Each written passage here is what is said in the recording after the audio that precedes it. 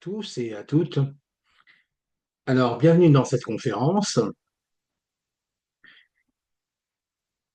L'appellation ou la désignation de perversion narcissique,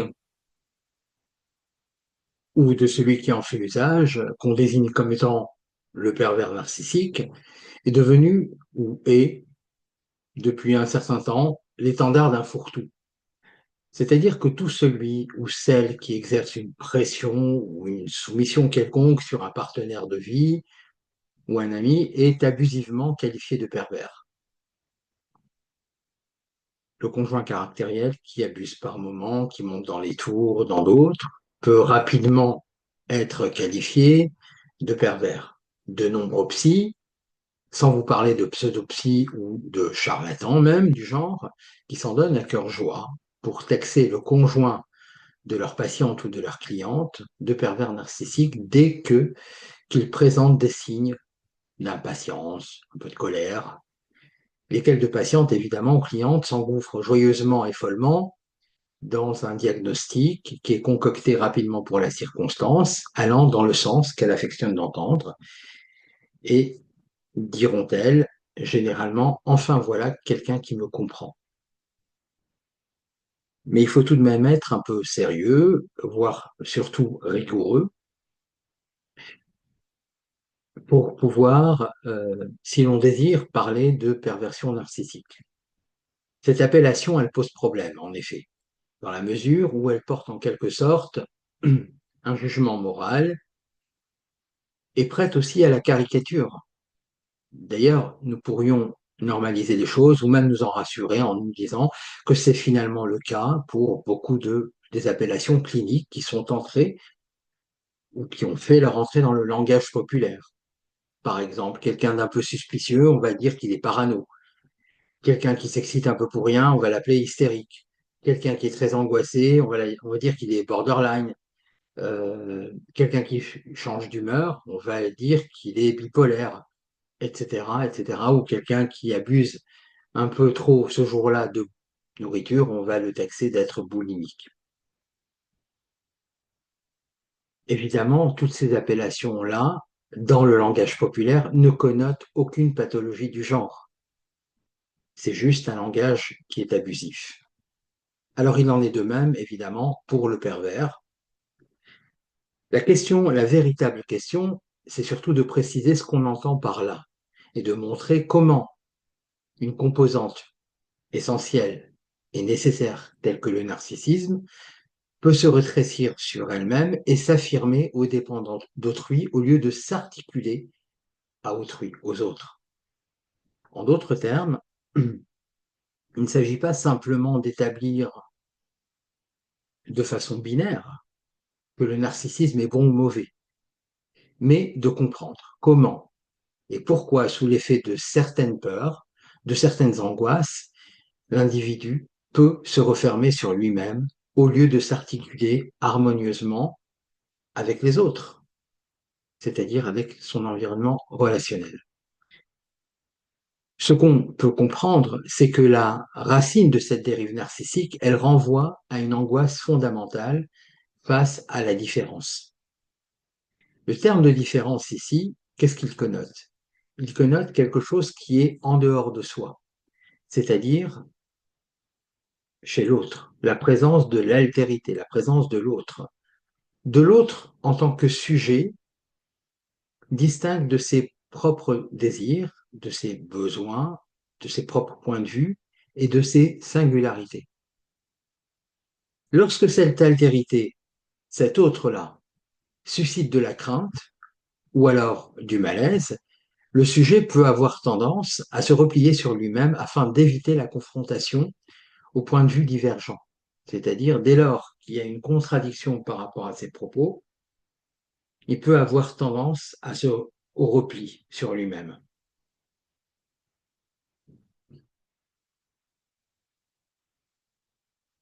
Alors, ce repli est une stratégie défensive qui vise à réduire l'inconfort, mais qui, par ce faisant, prive le sujet des échanges qui nourrissent, qui structurent et que procurent généralement les relations interpersonnelles. Donc quelqu'un qui vit dans ce repli et qui en use comme un mécanisme de défense, en effet, c'est vrai qu'il est protégé d'un côté, mais de l'autre, il se prive de tout un échange structurant, enrichissant, etc. Le narcissisme, c'est un outil essentiel de la construction du moi, c'est incontestable, donc il nous est indispensable finalement, notamment au cours de l'enfance, où l'enfant se découvre et va s'affirmer grâce justement à la présence de ce narcissisme. Mais quel est le problème? Le problème se pose lorsque ce narcissisme-là est exacerbé, ou alors, inversement, il est carencé. Il devient alors une prison mentale. Et le sujet n'a plus recours à l'autre que pour se renforcer, que pour dominer, se mettre en valeur, sans jamais laisser réellement de place à une relation d'égalité et surtout d'empathie. Je vous rappelle d'ailleurs que c'est en fuyant l'appel d'une femme du nom d'Écho, qui était une nymphe, que Narcisse, le personnage de Narcisse dans la mythologie grecque, s'est enivré de lui-même. Le pervers narcissique, lui, il est surtout un problème, il n'est pas pour lui un problème, il est un problème pour les autres, car il fait payer la note de ses propres blessures et conflits aux autres. Alors voici ce que je vous propose au cours de cette conférence. D'une fois que nous aurons analysé ensemble ce qu'est la perversion narcissique, c'est ce à quoi nous nous destinons durant cette première partie. La seconde partie portera sur celles et ceux qui en ont été victimes, qui ont été victimes de prédation et de pervers narcissiques, et qui ne savent pas comment en découdre. Et pour ça, je vais apporter des cas. Et en troisième partie, nous parlerons des voies de la résilience pour tenter de se sortir de ce type de dépendance, en tout cas de l'emprise du pervers. Je voudrais, avant d'amorcer les explications de façon un peu plus détaillée, rappeler brièvement l'histoire de Narcisse et à partir duquel la notion de narcissisme a fondé son étymologie. Écho, comme je vous le disais il y a un instant, c'était une nymphe des bois qui était connue pour sa convivialité. Cependant, elle a offensé la déesse Héra en la distrayant de ses paroles pendant que les autres nymphes, qui étaient amantes de Zeus, commençaient à s'échapper. Et en punition, Héra a condamné Écho à ne plus pouvoir parler d'elle-même, mais seulement à répéter les derniers mots qu'elle entendait d'une longue phrase. Le hasard a fait qu'un jour, Narcisse, qui était réputé pour sa beauté, et sa beauté extraordinaire, va croiser les pas d'Écho dans la forêt. Écho tombe alors à ce moment-là éperdument amoureuse de lui au premier regard, incapable de lui parler normalement à cause de la malédiction dont elle a écopé de la déesse Héra, c'est-à-dire qu'elle ne pouvait que répéter les propres mots de l'autre et surtout les fins de phrase. Et sur l'insistance de Narcisse, elle va finir par se révéler, sortir de sa cachette. Elle révèle sa présence, et donc Narcisse immédiatement la regarde, la voit, l'aperçoit pour la première fois, et il la repousse avec dédain, la laissant totalement humiliée et le cœur brisé. Comme vous pouvez vous en douter, Écho est profondément blessée. Elle s'est retirée dans les montagnes, où elle a dépéri jusqu'à ce qu'il ne reste d'elle que sa voix répétant les sons autour d'elle. C'est l'origine de l'écho sonore. La déesse Némésis, qui entre en scène là, qui entend parler justement de l'arrogance de Narcisse et de la souffrance d'Écho, a décidé de punir ce dernier, de punir Narcisse. Elle l'attire vers une source d'eau limpide où, pour la première fois, Narcisse va apercevoir son propre reflet dans l'eau. Il en est totalement ébloui. Il tombe amoureux de son visage, sans réaliser justement qu'il s'agissait de lui-même. Incapable donc de toucher ou de posséder l'être qu'il voit à travers le reflet, Narcisse est consumé par un amour impossible. Et il est resté près de la source, refusant de s'en éloigner, attiré par ce visage d'une beauté éblouissante pour le coup, jusqu'à ce qu'il dépérisse et meure. Et à l'endroit où il meurt, une fleur va pousser, que l'on appelle aujourd'hui le narcisse. Fin de l'histoire. En somme, c'est en fuyant l'appel de l'amour d'Écho que Narcisse a été conduit à tomber amoureux de sa propre image, ce qui finalement va le conduire et l'a conduit à sa propre perte. Alors, les perversions narcissiques, elles s'inscrivent dans une quête insatiable de séduction narcissique qui tend à drainer l'admiration d'autrui sans jamais s'en contenter. C'est-à-dire que ces perversions narcissiques sont l'expression d'une béance, d'un vide intérieur qui ne connaît pas de fond et dont tout effort qui vise à l'emplir ne produit jamais de satisfaction. Pourtant, il ne faiblit pas. Le sujet ne reconnaît pas sa perversion narcissique comme étant préoccupante. Son besoin de validation reste toujours présent, créant une boucle sans fin de désirs insatisfaits et de comportements qui sont autodestructeurs. D'où cela vient-il? Qu'est-ce qui pourrait expliquer les perversions narcissiques? De prime abord, elles émanent de déni et d'éviction de tout conflit intérieur. D'ailleurs, comme je vous le disais tout à l'heure, elles font faire au sujet, au pervers, des économies de travail psychique dont la note est à payer par autrui.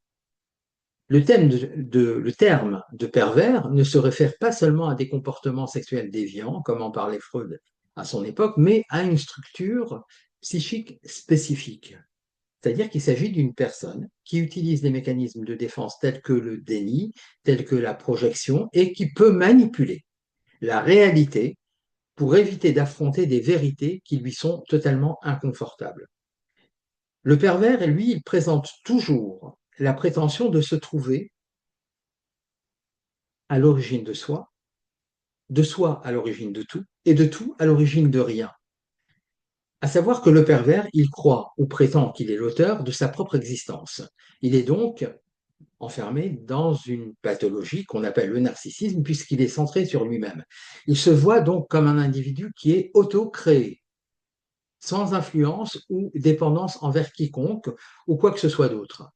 Et cela reflète un sentiment d'omnipotence et une négation de toute origine externe et notamment parentale, puisqu'il a l'impression d'être autocréé. Il s'attribue donc une image de toute puissance, il pense qu'il contrôle la réalité, il refuse d'accepter les faits objectifs, d'où justement ce déni de réalité.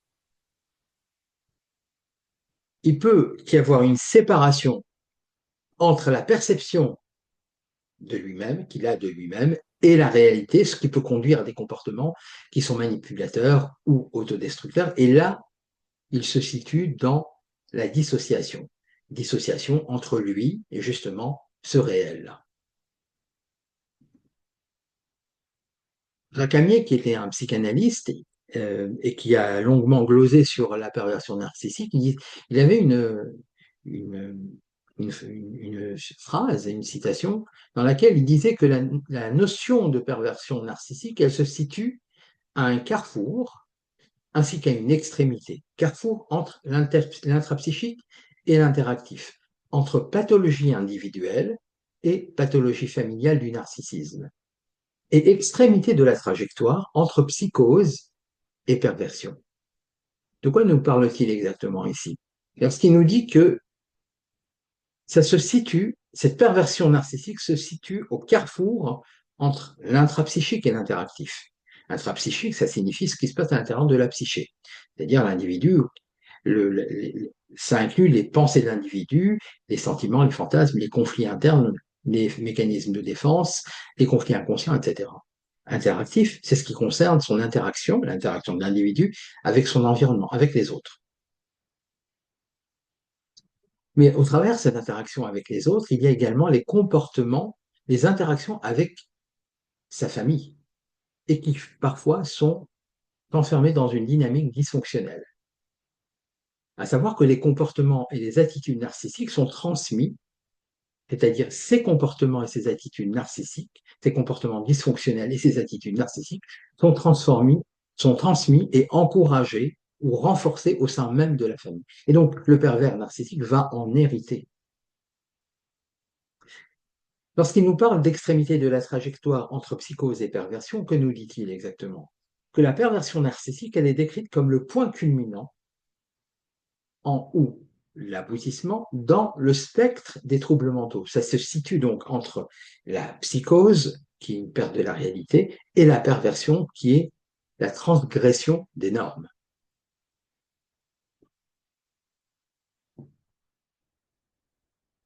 On observe deux grands mouvements dans la perversion narcissique. Il y a un mouvement qu'on qualifie de subversif, c'est-à-dire que la perversion narcissique ne peut être qu'une phase, ou la perversion narcissique, elle peut être qu'une phase transitoire qui est déclenchée par une détresse profonde, qui est due par exemple à une menace sur l'identité ou la souffrance qui émane de la perte d'un être cher. Et pour que le mouvement pervers devienne une perversion narcissique, et notamment organisée, il faut une combinaison de facteurs profonds, c'est-à-dire des traits de la personnalité, et des facteurs situationnels, c'est-à-dire des événements de la vie. Donc, ce qui signifie qu'il faut une confluence de ces deux facteurs, une réunion de ces deux facteurs-là, qui sont des traits de la personnalité de l'individu, plus les événements de la vie, qui vont faire qu'il va y avoir une perversion narcissique qui va être organisée et qui fait partie de ce mouvement. C'est cette conjonction qui permet justement au mouvement pervers de s'installer de façon durable. La perversion narcissique organisée, elle ne se développe que si l'individu a un besoin interne fort de l'adopter et si surtout les circonstances externes le permettent. Par exemple, une personne qui est employée dans une entreprise qui est respectée, appréciée pour son intégrité, son professionnalisme, un jour, elle apprend qu'elle est injustement écartée d'une promotion au profit d'un collègue moins expérimenté qu'elle, et elle décide, dans un accès de colère, de saboter le projet dans lequel ce collègue va s'inscrire, va s'engager. C'est l'exemple d'un soulèvement subversif.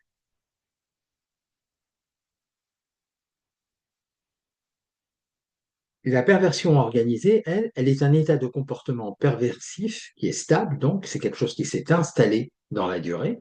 Donc l'individu va adopter une perversité morale, c'est-à-dire qu'il va transgresser délibérément les normes éthiques et va manipuler les autres de façon systématique. Alors, pour exemple, une personne qui est en apparence charmante, sociable, séduisante, etc., va utiliser ces atouts-là pour attirer ses partenaires, non pas par affection sincère, mais pour satisfaire ses besoins propres de contrôle et de dévalorisation personnelle de l'autre, de l'altérité. Et donc, elle pourra y aller jusqu'à même faire douter ses partenaires, ses amis, de leur perception de la réalité en niant des événements ou en minimisant leurs sentiments de ce qui, leurs sentiments, ce qui évidemment les rend confus et dépendants d'elles pour valider ses propres expériences. C'est ce qu'on appelle le gaslighting.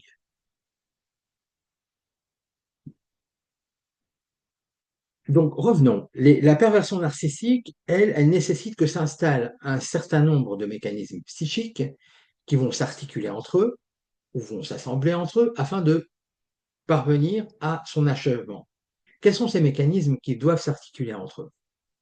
Tout d'abord, la séduction narcissique, c'est-à-dire qu'il s'agit d'un processus par lequel une personne va utiliser son charme, rappelons l'exemple précédent, elle va utiliser son charme, son influence, sa manipulation pour attirer les autres, non pas pour établir des relations sincères ou authentiques, mais pour renforcer son propre ego et satisfaire ses besoins narcissiques. Autre mécanisme, elle peut se survaloriser, c'est-à-dire elle peut utiliser un mécanisme de survalorisation de soi. Ça fait référence à quoi? Ça fait référence à une estime de soi qui est exagérée, où l'individu se perçoit comme supérieur aux autres, qui va minimiser les qualités des autres en amplifiant les siennes. Et c'est un mécanisme de jouissance supplémentaire du pervers. C'est-à-dire qu'il va tirer un certain plaisir, il va extraire un certain plaisir de cette forme de manipulation qui va tendre à rabaisser les autres, à les minimiser, pour se grandir lui-même. Ce qui signifie quoi? Ce qui signifie que cette séduction et cette survalorisation de soi ont une double utilité pour le pervers. Elles, elles sont elles ont d'abord l'utilité d'un mécanisme de défense, en même temps qu'un instrument de jouissance. Donc, elles lui servent à se protéger de lui-même, mécanisme de défense, en même temps, il en fait usage pour en tirer un plaisir. Donc, c'est un double emploi. C'est un double bénéfice, pardon. Quelle implication psychologique y a-t-il à ça? Eh bien, tout simplement, il y a une absence d'empathie, c'est-à-dire que l'individu ne reconnaît pas les autres comme des personnes à part entière, mais comme des objets tout simplement à manipuler. Les autres sont chosifiés, ils sont réifiés à des besoins tout simplement personnels. Et ce sont des individus qui, généralement, quand ils manquent d'empathie, ils manipulent les autres, ils manquent cruellement d'empathie. Ils sont incapables de se mettre à la place de l'autre pour savoir s'il souffre ou non. Cognitivement, ils sont équipés comme les autres, mais comportementalement, ils ne font pas usage de cette empathie-là. Ça ne leur traverse même pas l'esprit. Et puis par ailleurs, quelle autre implication psychologique? Dans la mesure où seul compte la satisfaction de ses propres désirs, les actions du pervers dépassent les limites éthiques, car justement, il est motivé par la satisfaction de ses propres besoins, de ses propres souhaits, de ses propres désirs, sans considération pour les conséquences sur autrui. C'est-à-dire que l'autre peut avoir mal, ça ne lui fera rien. Il est non seulement en manque d'empathie, mais en plus, il va en jouir. Et nous dirons que finalement, on est dans un cycle ici qui est auto-entretenu, c'est-à-dire que la jouissance obtenue renforce les comportements perversifs qui créent un cercle vicieux qu'il est difficile d'interrompre. On est comme dans un espèce de circuit de la récompense. C'est-à-dire qu'il y a un plaisir à faire mal à l'autre. Une fois que ce plaisir est assouvi, il n'a plus qu'à recommencer. Il n'arrive pas à interrompre ce phénomène, ce cycle-là.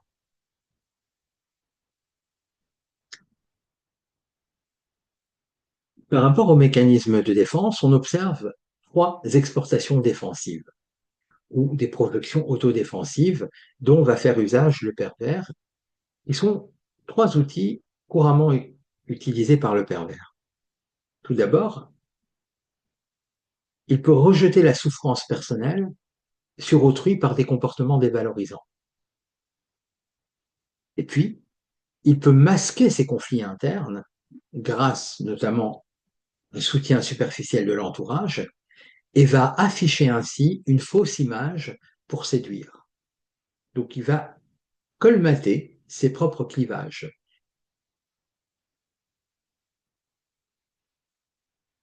Par ailleurs, il y a une attribution à une victime des sentiments ou des désirs qui sont inacceptables de l'individu et il va charger l'autre de son propre venin. C'est-à-dire qu'ici, on a une espèce de projection paranoïaque, à savoir que l'autre, il devient le mal de toute chose. Lui, non, mais l'autre, oui. L'autre est l'enfer. Et puis, il y a une autre raison sur laquelle je voudrais insister par rapport au colmatage, qui vise justement l'augmentation de la valeur narcissique propre au détriment de la valeur narcissique propre, mais au détriment de l'autre ou des autres. Le pervers, il cherche à renforcer son estime de lui-même et la perception de sa propre importance. Donc, il se grandit à ses propres yeux, au détriment de l'autre, bien sûr. Et comment s'y prend-il? En diminuant et en dévalorisant les autres, ce qui implique l'amélioration de sa propre image aux dépens d'autrui. Et donc, il va surdimensionner l'image de lui-même par de l'autoglorification.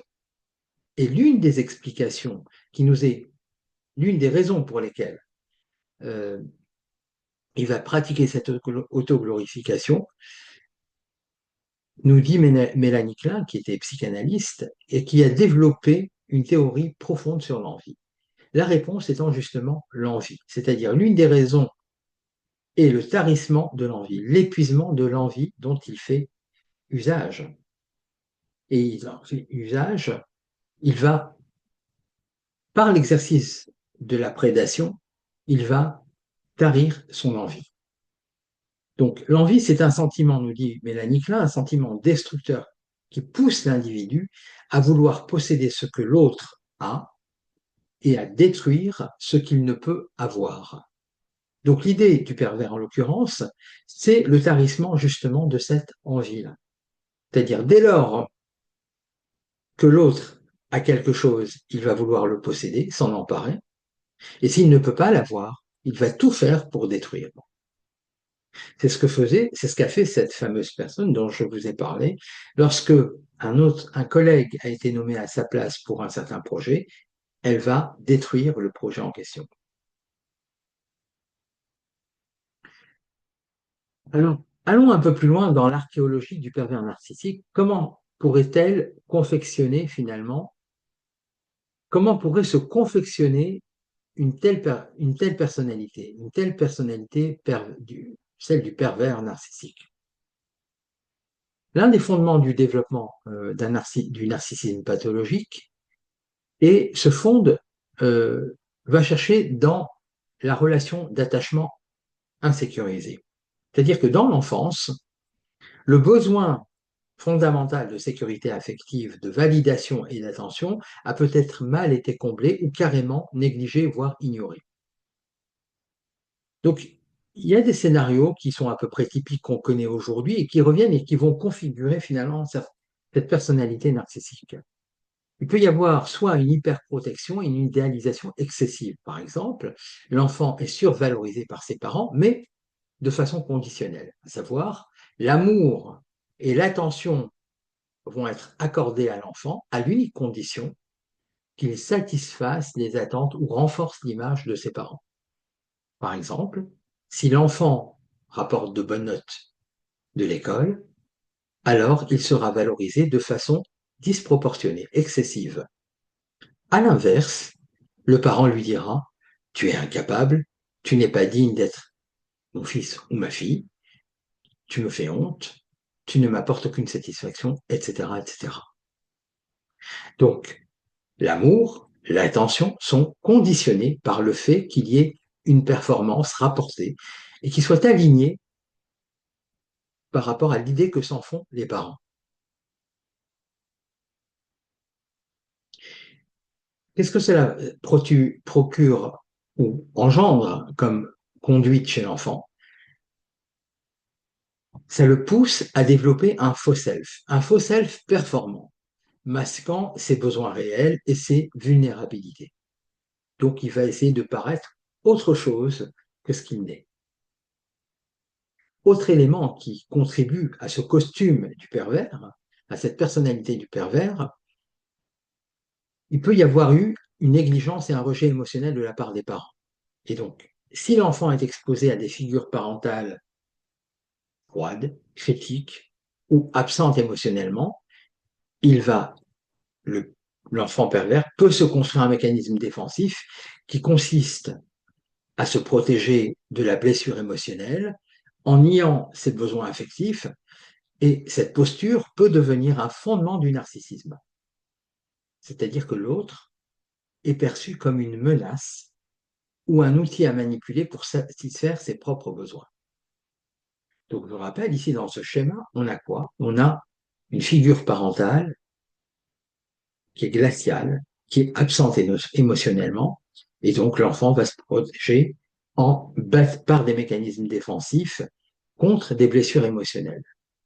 Et il va nier ses propres besoins affectifs, comme pour dire: non, mais j'ai pas besoin que vous vous intéressiez à moi.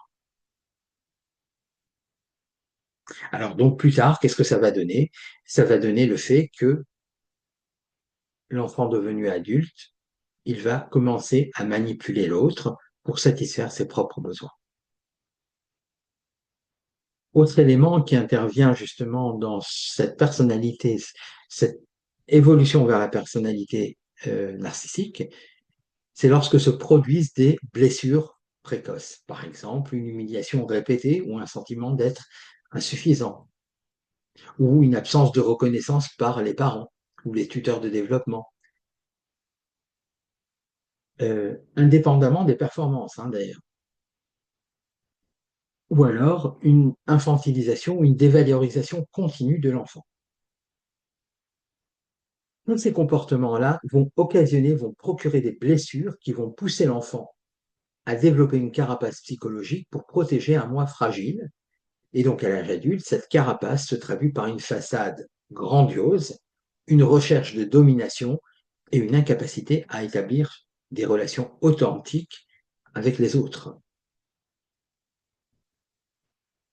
Alors, il peut y avoir également le mimétisme d'un parent narcissique ou intrusif. C'est-à-dire que l'enfant va reproduire des comportements similaires au parent qui lui-même est déjà narcissique par mécanisme adaptatif. Donc le parent, il peut exiger que l'enfant comble ses propres besoins émotionnels ou projette ses propres désirs sur lui. En conséquence, l'enfant est utilisé comme objet d'accomplissement personnel pour le parent, ce qui génère une confusion identitaire entre lui, sa propre identité et celle du parent. Et une instrumentalisation justement de la relation humaine, parce que l'enfant est chosifié ici. Donc le parent montre à l'enfant qu'il peut être utilisé comme une chose, comme sa chose. Et donc l'enfant rendu adulte pourra faire de même. Il pourra utiliser l'autre comme sa chose.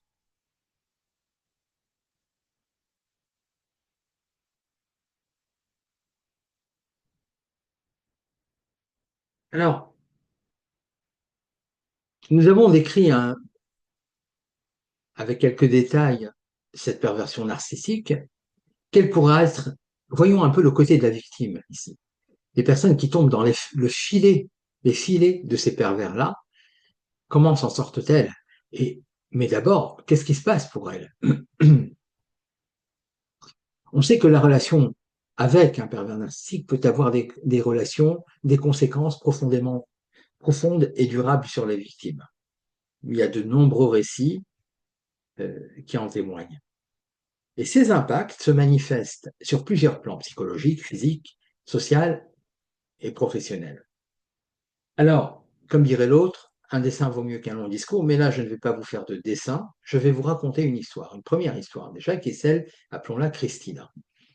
Christina a rencontré Andy en boîte de nuit, en discothèque. C'était selon Christina, un homme beau, charmeur, attentionné, un danseur hors pair, dira-t-elle. Et très vite, la relation va prendre de l'ampleur et ils s'installent ensemble. Elle le présente à sa famille. La famille va adorer Andy, donc le conjoint, et ils décident, au bout d'un certain temps, de se marier. Ils partent en voyage de noces ensuite, à Agadir. La lune de miel se passe formidablement bien, sans accroc.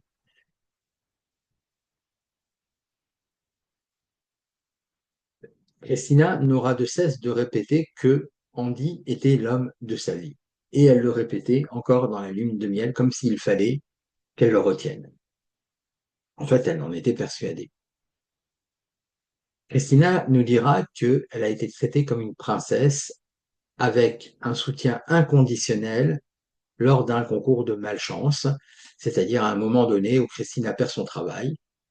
Et quelques jours plus tard, elle va rencontrer Andy qui va la soutenir. Il va se comporter comme le sauveur. Donc, ils tombent amoureux, ils se marient, ils partent en vacances, en lune de miel, et puis ils rentrent au bout de 8 mois. Le comportement d'Andy commence à se métamorphoser. Ça commence par des remarques assez banales sur la nourriture. La nourriture qui faisait autant saliver Andy commence à avoir un goût un peu amer. Donc, c'est jamais suffisamment salé ou suffisamment sucré ou suffisamment acide, etc. Ou ça manque de saveur et ainsi de suite. Puis, petit à petit, Andy va commencer à s'en prendre au physique de sa compagne, de Christina, en disant, tu as grossi, tu ne prends plus soin de toi, euh, il ira même beaucoup plus loin. J'ai fait le tri dans ta garde-robe, j'ai enlevé tout ce qui te rendait grosse et moche. Enfin, j'ai jeté tout ce qui te rendait grosse et moche. Et Christina ne comprend pas. Elle ne comprend pas ce revirement soudain d'attitude. Alors, comment elle se rassure? Elle se dit que peut-être qu'Andy traverse une crise de la quarantaine, ou peut-être qu'il traverse une passe un peu difficile dans son travail, qu'il tenterait peut-être de taire pour ne pas inquiéter Christina, etc. Voilà. Elle s'invente des raisons pour essayer de comprendre finalement ce comportement qui n'est plus celui qu'elle avait connu 8 mois auparavant. Elle décide d'en parler à sa sœur, vis-à-vis de laquelle elle a toujours été proche, et sa sœur lui conseille d'essayer de discuter avec son conjoint, de parler des choses, de demander qu'est-ce qui faisait que Andy en venait à être un peu désagréable finalement, qu'est-ce qui le rendait, ça avait l'air de le rendre malheureux, euh, mais à chaque fois que Christina essayait d'aborder le sujet avec son conjoint, ça devenait de sa faute à elle. À savoir qu'il l'accusait de le rendre malheureux, de faire tout mal, donc de généraliser, celle qui était la cause de sa propre situation, et au bout de quelques mois, elle en vient même à couper les ponts avec sa sœur, en se disant que finalement le conseil qu'elle lui prodigue pour essayer de, par le dialogue, de réparer les choses, s'avère être quelque chose de désastreux puisqu'elle devient l'objet d'une accusation elle-même. Donc, elle coupe les ponts avec sa sœur, elle est persuadée que son conjoint a raison et qu'elle était finalement la cause, que Christina était la cause de leur malheur et de la détérioration de la relation avec son conjoint. Puis même, elle en vient carrément euh, à accuser sa sœur d'avoir voulu la manipuler, d'avoir voulu l'éloigner de son propre conjoint. Là se produit une descente aux enfers qui ne fait qu'empirer, c'est-à-dire que les remarques verbales sont de plus en plus violentes et de plus en plus fréquentes. Elles sont psychologiques, il y a des mensonges, il y a des chantages. Et au bout d'un moment, Christina craque, elle développe une dépression et elle quitte son emploi. Chemin faisant, sa sœur va se marier, elle envoie une invitation à Christina et évidemment, Andy, le conjoint, se dit qu'il est hors de question d'aller à ce mariage, puisque sa sœur a été la cause de l'envenimement de la relation de couple. Donc, Andy interdit à Christina d'aller au mariage, mais Christina, en se remémorant les souvenirs passés, ça a quand même été sa sœur de toujours, et puis surtout sa plus grande confidente. Le jour du mariage, elle finit par enfreindre l'interdit que lui impose Andy, et elle court au mariage de sa sœur, elle se jette dans ses bras, toute tremblante, en pleurs, etc. Elle lui raconte tout ce qui se passe à la maison, toutes les manipulations qu'elle vit, et elle prend, Christina décide à ce moment-là de ne plus retourner chez elle. Et de ce jour, elle n'a plus revu la tête, le visage de son conjoint. C'était terminé. Alors, lorsqu'on analyse le processus de conduite d'Andy, qu'est-ce qu'on remarque? On remarque qu'au départ, on est dans une phase d'idéalisation. Savoir, Andy se montre flatteur, aimant, il est beau, il charme sa compagne, euh, c'est un beau danseur, bon danseur, il s'occupe d'elle, etc. Donc la rencontre est idéalisée. Et donc, Christina n'a deux yeux que pour lui. D'accord? Ce sont les yeux de l'amour qui ne voient aucun défaut. Et puis, il y a une progression rapide des choses, c'est-à-dire qu'ils s'installent très très rapidement ensemble et la relation évolue très rapidement vers un mariage. Andy, évidemment, est accepté, il est intégré et adoré par la famille parce qu'il se comporte comme le genre idéal. Et puis là, ils partent en voyage de noces et ça se passe très bien. Donc la séduction est intense. Andy use de la stratégie de séduction excessive qu'on appelle le love bombing, où il va combler la Christina d'attention, de compliments, de gestes romantiques, etc. Et il y a une création d'une illusion qui permet justement de créer une image idéalisée de la relation et de lui-même pour évincer, éloigner toutes sortes de signes d'alarme ultérieure. Et puis, comme on l'a dit au début de l'histoire, Andy se montre d'un grand soutien, surtout au moment où elle perd son emploi. Donc, il se montre comme le sauveur, comme la personne incontournable, indispensable, qui renforce la dépendance émotionnelle, justement. Vient ensuite, au bout de 8 mois, ça commence à déchanter, comme on l'a raconté, et au bout de 8 mois, il y a une dévalorisation systématique, c'est-à-dire que Andy procède au minage de l'estime de soi de sa compagne, en critiquant son apparence, en critiquant ses compétences, en critiquant sa nourriture, tout ce qu'elle fait est systématiquement soumis à une critique virulente, acerbe. Et puis, il va aller jusqu'à la contrôler. Comment fait-il? Eh ben, il s'en prend à sa garde-robe. Il lui jette toutes les robes, comme il dit, qui la rendent moche. D'accord? Donc, il exerce une emprise sur elle, sur son autonomie, sur son physique, sur sa personnalité. Et il procède ensuite arrive un renversement d'attitude, mais qui est insidieux. Et donc, sa compagne ne comprend pas. Elle ne comprend pas ce changement soudain. Et ça crée en elle une forme de confusion. Elle essaye de trouver des raisons, mais elle ne les trouve pas au final. Petit à petit, il va procéder à son isolement social. Et pour preuve, il va l'isoler de sa sœur. D'accord? Puis, il considère la sœur, il la diabolise, puisque elle est comme celle qui envenime leur relation de couple et qui risque de la détruire. Donc, il rejette toute forme de tentative de communication de la part de sa compagne, il va la culpabiliser en la rendant responsable de son propre malheur et du malheur du couple. Il va donc il va rompre les liens familiaux avec la famille, et au point même que Christina va considérer que sa famille lui est néfaste.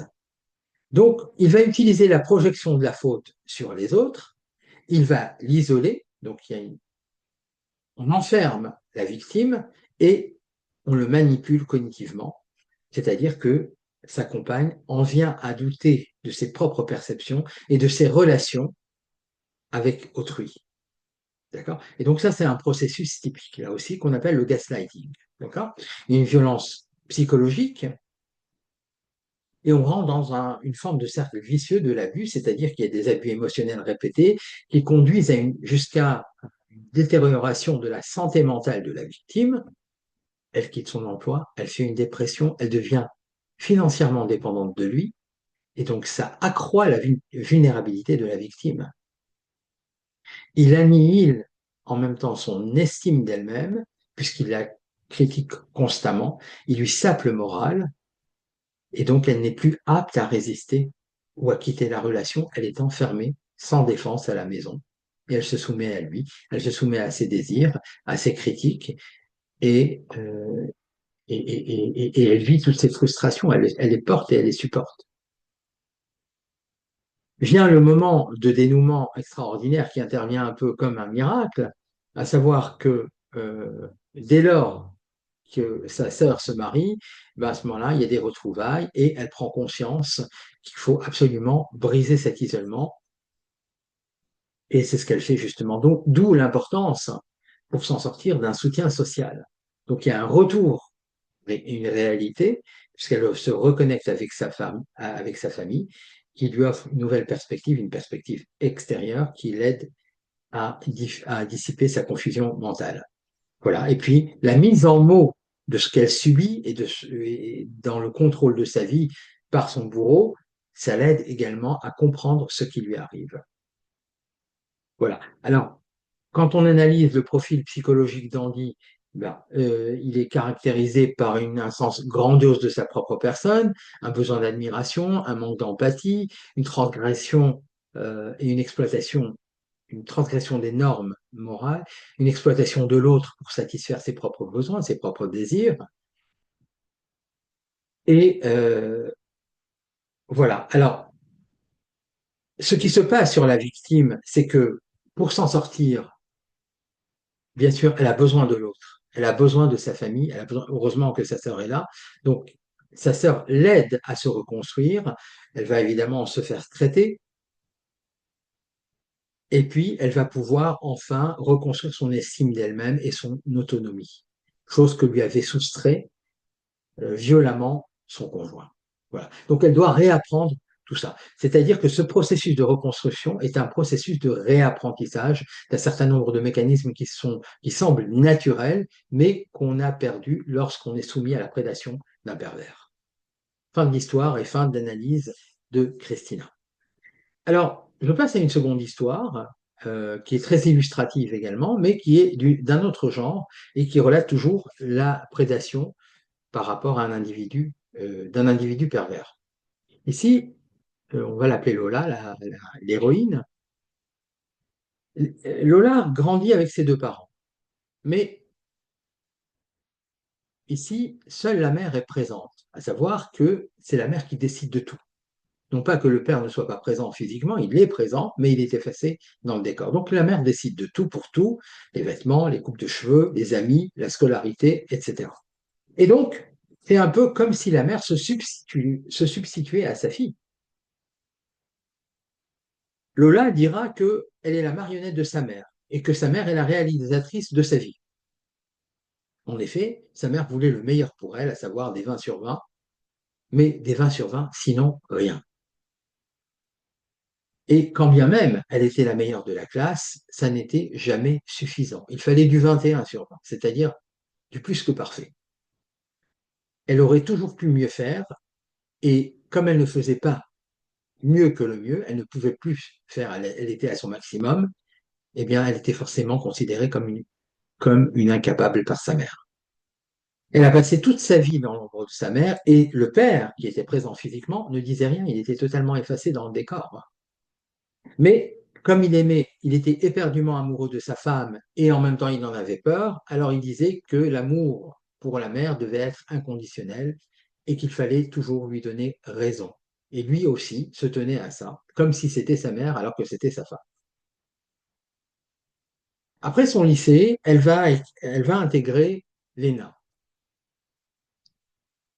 Sa mère connaissait du monde, donc elle n'a eu aucun mal, Lola n'a eu aucun mal pour intégrer l'ENA.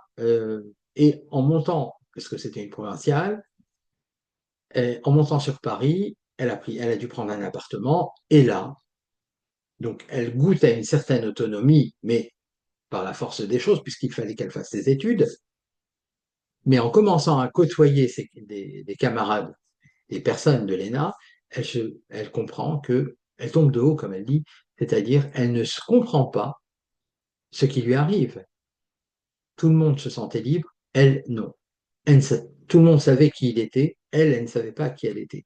Elle n'avait jamais eu d'amis, elle n'avait jamais eu de petite amie, elle n'avait jamais été en soirée, elle n'avait jamais porté de talons aiguilles, etc. Durant sa première année de stage, elle rencontre quelqu'un, euh, on va l'appeler Pierre, elle l'apprécie, ils s'apprécient mutuellement et elle se confie à lui. Pierre la prend sous son aile et ils se fréquentent pendant quelques mois, mais les vacances de Noël arrivant, elle rentre chez elle, elle emmène Pierre avec elle et pour le présenter à ses parents. Et là, c'est un désastre total puisque la mère est exécrable avec le petit ami et elle fait tout pour les séparer l'un de l'autre. En rentrant, Pierre propose à sa conjointe, à Lola, d'entreprendre une thérapie. Il lui présente un psychologue. Et donc, voilà, c'est le début de sa seconde vie. Elle comprend, justement, grâce à ce processus thérapeutique, qu'elle est sous l'emprise d'une mère perverse narcissique, qu'elle a subi toutes ces années et qu'elle a été sous son emprise. Et ça a été compliqué. Ça a été compliqué. Cette quête de soi, cette quête de sens, cette, et cette tentative de se libérer des chaînes de sa mère, ça a été très compliqué. Alors en effet, sa mère, c'est sa génitrice, c'est celle qui a fait des choses pour elle, mais c'est celle aussi qui lui a fait vivre l'enfer, qui a été son bourreau. Et elle en a fait sa chose. Lorsqu'on analyse finalement l'histoire de Lola, on s'aperçoit que quoi? On s'aperçoit qu'elle vit elle vit une enfance très triste, elle n'a jamais, connaît pas d'instant heureux. Elle est dans des instants qui se succèdent où elle doit œuvrer pour sa propre performance afin de s'aligner aux désirs de sa mère. Elle est totalement contrôlée par sa mère, tout. Hein, je vous rappelle les vêtements, la coupe de cheveux, les amis, etc., le parcours scolaire, tout est contrôlé par la mère. Donc la mère, finalement, elle présente des traits de perversion narcissique qui sont caractérisés par un besoin de contrôler et de dominer l'enfant pour satisfaire ses propres désirs, ses besoins narcissiques. Elle abuse de sa fille, pas dans le sens sexuel, mais dans le sens où elle la manipule, elle en fait sa chose. Lola est traitée comme une extension de sa mère, et sa mère essaye de se réaliser elle-même à travers elle. Donc, elle nie totalement les besoins de sa fille, elle nie son identité, elle nie ses désirs. Alors, ça a un impact sur l'estime d'elle-même, de Lola, de la fille. Donc, les critiques, puisque les critiques sont constantes, l'insatisfaction maternelle est présente en permanence, et ça produit une détérioration de l'estime d'elle-même de la fille. Et enfin, ça va conduire, elle va passer d'une enfance sans joie à une pression constante qui va la mener à des troubles dépressifs précoces, comme elle va le mentionner finalement au cours de son parcours psychothérapeutique. Le père est totalement passif, il est présent physiquement, mais passif comportementalement. Et donc finalement, le père semble dans une position où il est incapable de s'opposer à sa femme, il est incapable de défendre sa fille, d'apporter un soutien à sa fille également, et donc on est dans une famille, un modèle relationnel qui est dysfonctionnel. Et justement, cette dynamique familiale va ou peut influencer les schémas relationnels futurs de Lola, en essayant de elle va côtoyer d'autres gens, que ce soit un petit ami, c'est-à-dire dans une relation amoureuse, ou alors dans des relations amicales. Ce sera compliqué.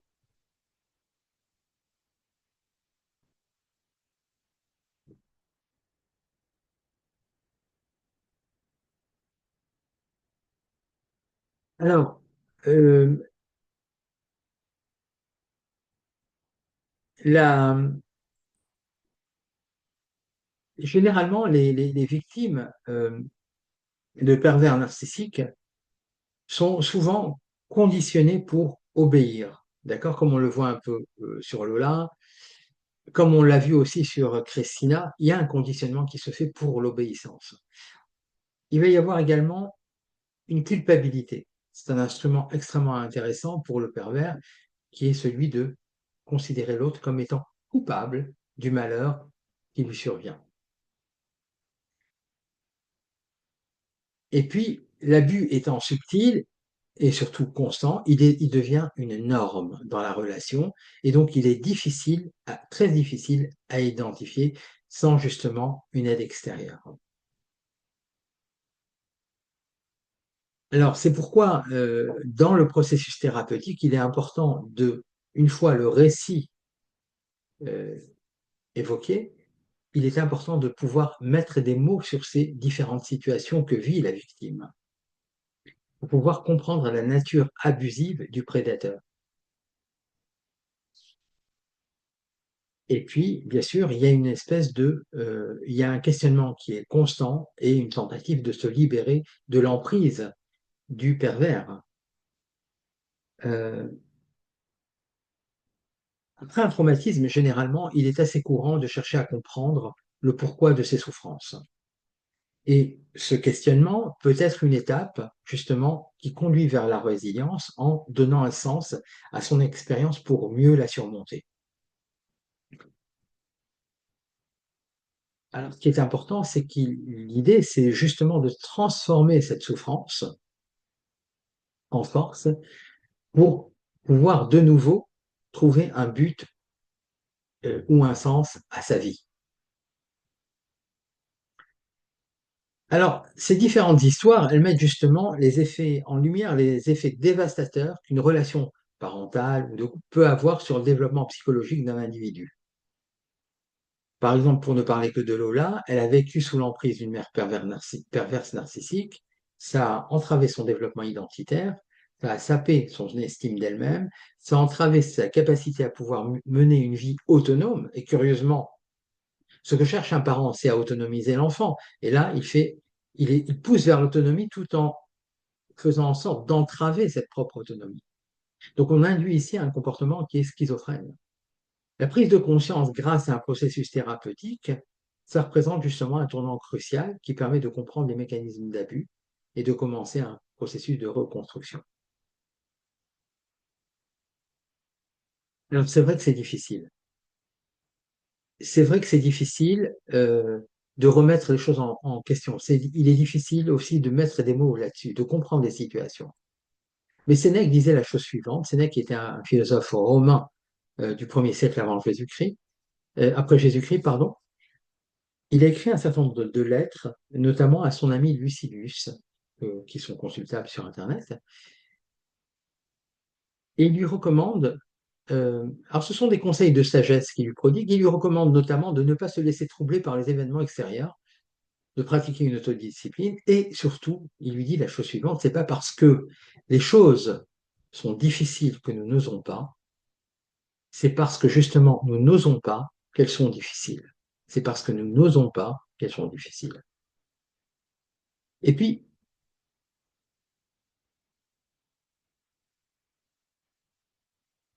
Épictète nous explique, Épictète qui était un philosophe stoïcien, il nous explique également que le bonheur dépend de la façon dont on interprète les choses et non des choses elles-mêmes. C'est-à-dire que il conseille de se concentrer sur ce qui dépend de nous, c'est-à-dire notre volonté, notre jugement, nos actions, et de se détacher, de se séparer, de ne pas tenir compte de ce qui ne dépend pas de nous. Qu'est-ce qui ne dépend pas de nous?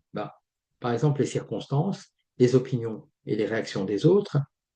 Et il dit également, ne demande pas que ce qui arrive arrive comme tu veux, mais veuille que les choses arrivent comme elles arrivent. En d'autres termes, accepte-les, adapte-toi, et tu couleras des jours heureux. En d'autres termes, n'attendons pas que la pluie s'arrête pour aller danser, mais apprenons à danser sous la pluie. C'est-à-dire, exerçons nos mécanismes adaptatifs pour pouvoir avancer. Et si nous faisons cela, alors en effet, nous pouvons nous garantir un certain bonheur, une certaine jouissance. Alors, les points clés lorsqu'on tombe dans une relation de prédation, c'est évidemment d'abord de se sauver, de se séparer totalement de la personne, de ne plus avoir de contact, et puis de solliciter une prise en charge, pouvoir dénouer, nous faire aider à dénouer les schémas toxiques et à reconstruire notre propre identité. Il faut apprendre à faire des choix. Et ça, c'est un réapprentissage. C'est pas simple, surtout quand on a été sous l'emprise d'un pervers qui a empêché la réflexion, qui a empêché la remise en cause. Donc, on doit réapprendre à faire ses choix, donc à prendre des décisions. On doit réapprendre à écouter ses désirs personnels. On doit réapprendre à se poser des limites et à poser des limites aux autres. On doit oser le faire. Et puis, il faut cultiver des relations sociales positives qui nous soutiennent, qui soutiennent son propre développement personnel. Si on est engagé dans des relations toxiques, on n'en sortira jamais. Donc, il faut aller vers un schéma qui explore la redécouverte de soi, c'est-à-dire explorer ses passions, ses intérêts, ses aspirations personnelles. Il faut également, donc comme je vous l'ai dit, établir des relations saines et puis essayer, non pas nécessairement pardonner l'abus, mais simplement se libérer du poids émotionnel pour avancer. Alors, pour finir, je voudrais vous citer une citation de Marc Aurèle qui disait la chose suivante, qui est vraiment quelque chose de stimulant. Vous avez pouvoir sur votre esprit, non sur les événements extérieurs. Vous avez pouvoir sur votre esprit, donc sur vous-même, non sur les événements extérieurs. Et donc, réalisez cela et vous trouverez la force. C'est-à-dire, engagez-vous dans l'action et vous y trouverez la force. Et en effet, la motivation se trouve à l'intérieur de l'action engagée. Donc, cette phrase, elle met en avant l'idée que notre bien-être dépend davantage de la maîtrise de nos pensées, de nos réactions internes, que des circonstances du monde extérieur. Et donc, pour ça, il faut investir en soi, en sa capacité de réagir, et quitte à commettre des erreurs, évidemment, et on en commet tous, mais à un moment donné, euh, on doit les accepter et apporter les rectificatifs nécessaires pour justement se sentir mieux et pouvoir avancer et aspirer à des jours heureux. Je vous remercie infiniment et je vous laisse la parole.